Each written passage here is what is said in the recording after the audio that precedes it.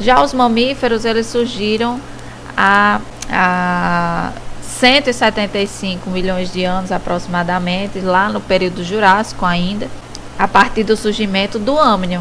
Mas naquela época eles se resumiam a animais de pequeno porte, né, com hábitos noturnos, favorecido pela característica da homeotermia, e se aproveitavam dos momentos em que os grandes répteis, os dinossauros, estavam recolhidos. Somente após o que é a extinção em massa dos dinossauros, dos grandes répteis, há aproximadamente 100 milhões de anos, foi que isso provocou várias flutuações na temperatura da Terra e que os mamíferos eles conseguiram dominar o planeta. Nós somos uma linhagem dentro do grupo composto pelos demais primatas que compõem a classe dos mamíferos, e nosso ancestral comum ele viveu no solo africano há aproximadamente 6 milhões de anos.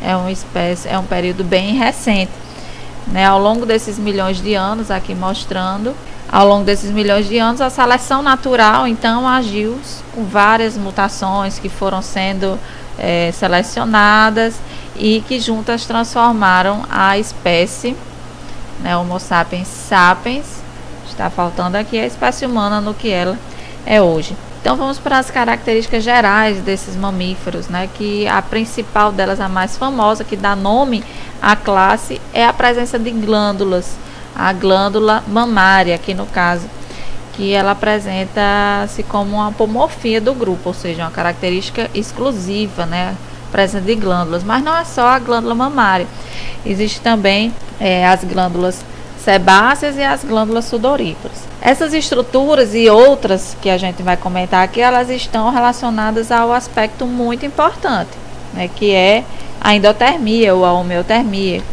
que é a manutenção da temperatura corporal independente do ambiente externo. Então, o corpo coberto por pelos, fornecendo aqui uma proteção externa, né, ajudando na regulação da temperatura, a presença das glândulas sebáceas, sudoríparas, a camada de gordura bem espessa, aqui que a gente pode ver o panículo adiposo, esse amarelinho, está representando a gordura que fica logo abaixo da pele. Veja aqui num desenho, num esquema semelhante a um corte histológico, a gente vê a camada de pele logo abaixo, esse tecido subcutâneo mostrando o panículo adiposo, que nada mais é do que essa camada de gordura que vai ficar abaixo e evitar a perda de calor. Existe ainda uma exclusividade, que é a presença do diafragma. Ele se contrai, fazendo a expansão dos pulmões e auxilia numa melhor recepção de oxigênio pelo nosso corpo, né? O que ajuda também a garantir uma maior oxigenação dos tecidos, consequentemente. Então, os representantes dos mamíferos estão divididos em 3 grandes grupos em relação à reprodução, né? Que é a forma que é utilizada para separar esses 3 grandes grupos, que são os monotremados, ou os prototérios, os marsupiais, ou os metatérios, e os eutérios, né, que são os placentários. Os monotremados são os ornitorrincos e os equídenas, que são comuns na região australiana. Eles são ovíparos, gente. As fêmeas, elas não possuem nem útero nem vagina. Porém, existem as glândulas mamárias. Não existe, porém, os mamilos, né?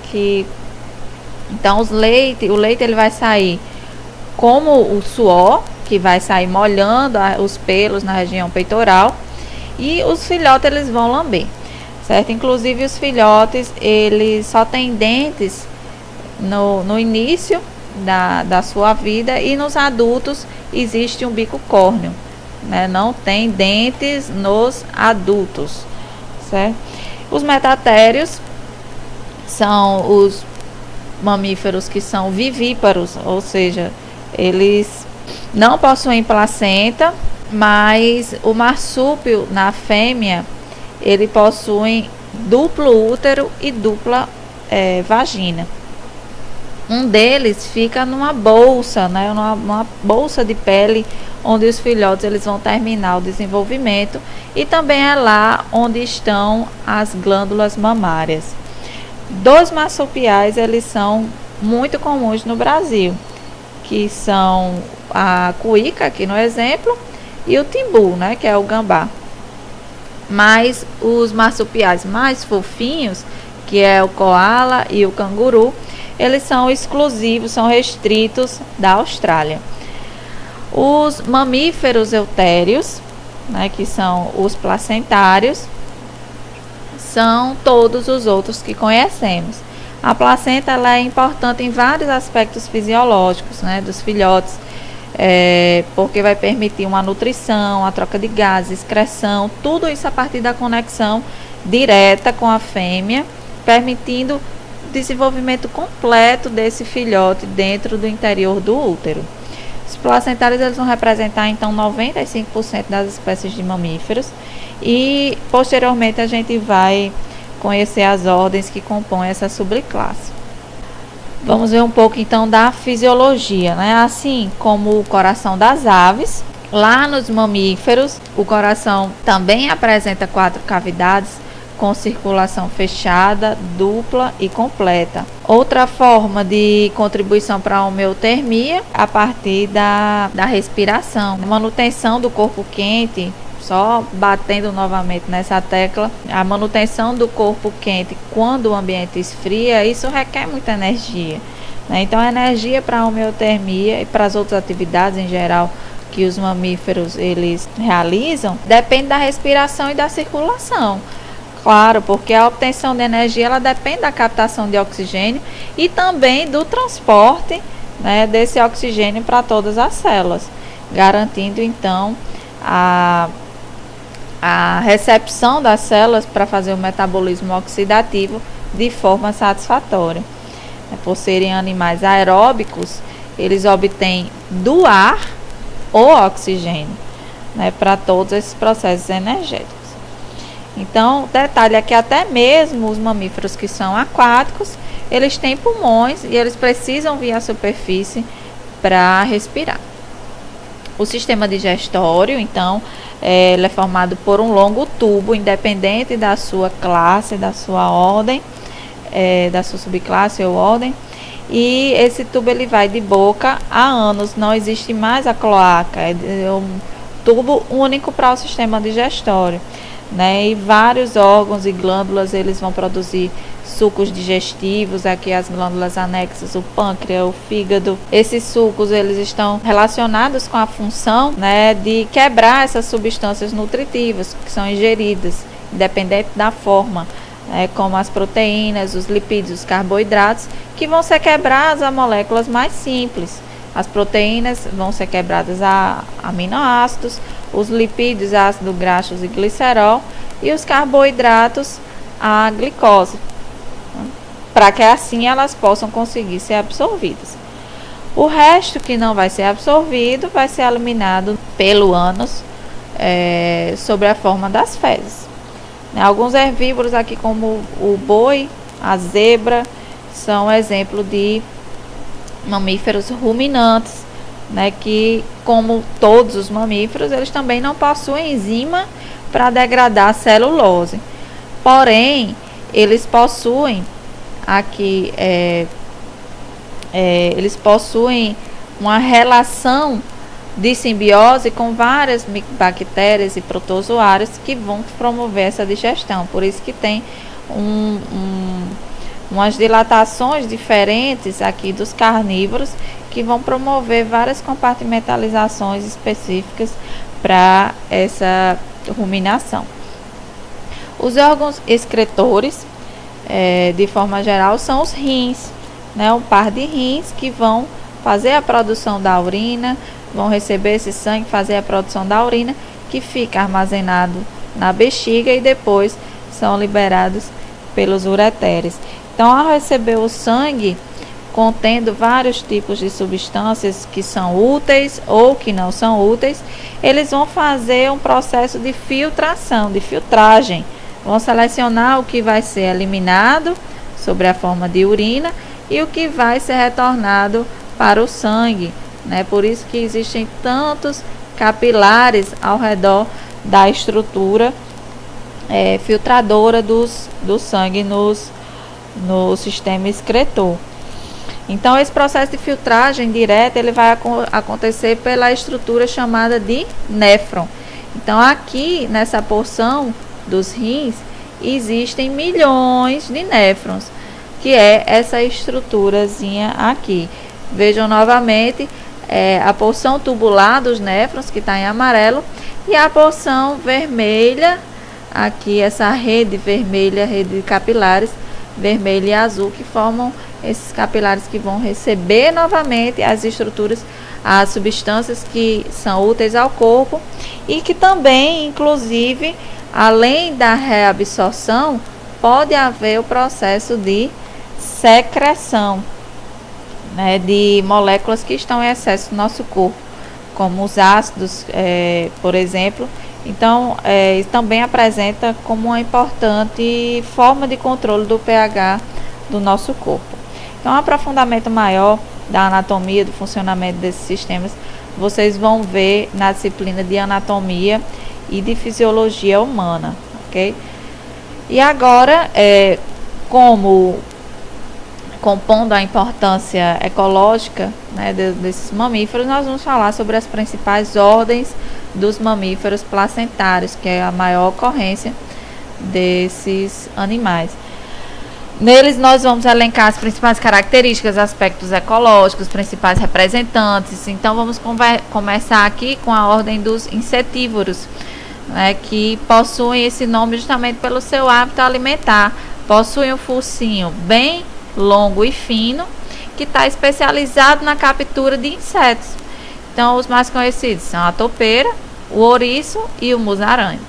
A ordem dos quirópteros, ela é representada pelos morcegos, né? Eles são os únicos mamíferos voadores que representam 1/4 da quantidade de mamíferos no mundo, né? São cerca de 1.000 espécies que possuem uma enorme variedade de formas, de tamanhos. Alguns podem ter envergadura de poucos centímetros até metros, né, 2 metros de envergadura. Os hábitos alimentares também são variados, desde frutas, néctar, pólen, né, pequenos vertebrados, peixes. Então, eles contribuem grandemente para o equilíbrio dos ecossistemas, porque eles atuam como polinizadores, dispersores de sementes, controladores de populações de insetos. Um exemplo aqui é o pequi, né? Um pequi, por exemplo, ele só é polinizado por morcegos. Por isso, sem eles, a planta ela não iria produzir fruto, né? Somente, minha gente, 3 espécies daquelas 1.000 espécies são hematófagos, ou seja, vão se alimentar de sangue. Por isso aqui eu trouxe essa analogia, né? Que os morcegos na vida real eles estão muito mais para os Batman do que para os Dráculas, não é não? A ordem dentada, ela constitui aqueles mamíferos que possuem dentes bem reduzidos ou então são dentes ausentes. Os representantes: tamanduá, tatu, bicho preguiça. Perceba aqui, ó, que apesar de não ter dente, mas possuem garras bem desenvolvidas. Por outro lado, os representantes dos lagomorfas, eles possuem grandes dentes incisivos, são os coelhinhos, são as lebres. Aqui o detalhe de uma dentição de um lagomorfo, que possui uma dieta herbívora. A ordem dos roedores, ou dos rodentia, é caracterizada pelos mamíferos pequenos e que possuem incisivos também crescentes e de crescimento contínuo. Eles se alimentam principalmente de folhas, de sementes, de raízes. E vejam na figura os detalhes dos dentes aqui do castor, do rato e da capivara, né? Existe assim, você pode até pensar: por que os coelhos e as lebres eles não estão aqui na ordem dos roedores? Existe uma diferença que é importante, que coloca eles em ordens distintas. É a quantidade de dentes incisivos que eles possuem. Os dois possuem dentes desenvolvidos, mas os roedores possuem apenas 2 dentes e os lagomorfos possuem 4 dentes incisivos superiores.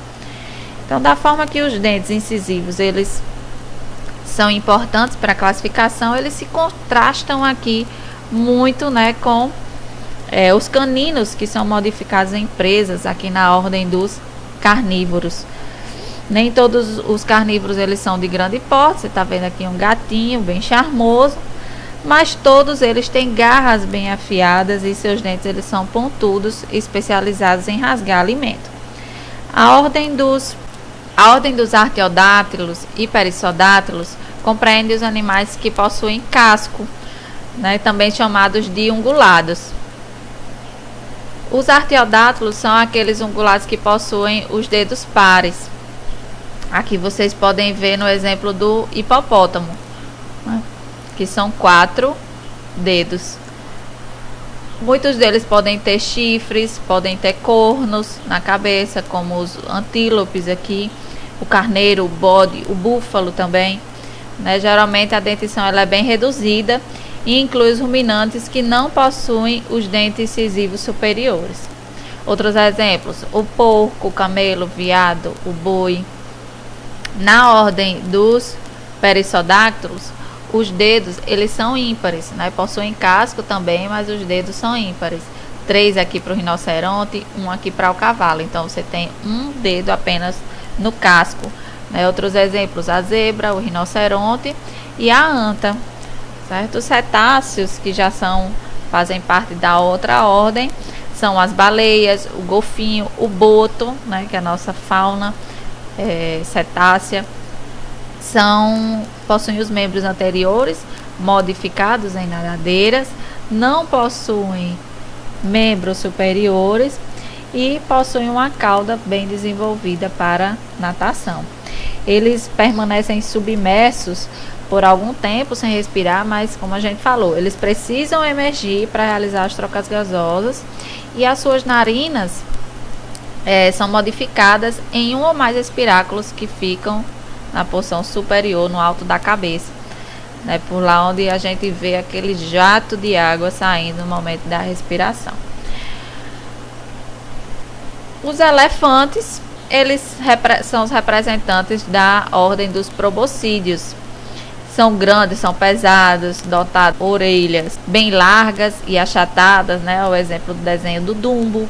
Possuem uma pele grossa, que é chamada de paquiderme, que vem a compensar a carência de pelos. Eles possuem poucos pelos. O que marca na ordem é o nariz e o lábio superior, que formam uma probóscide, né, ou uma tromba muscular, que é bem longa e flexível. Os incisivos deles também eles são modificados em longas presas, que inclusive há muito tempo sofre larga exploração, e os hábitos alimentares são herbívoros. O peixe-boi compõe a ordem dos sirênios.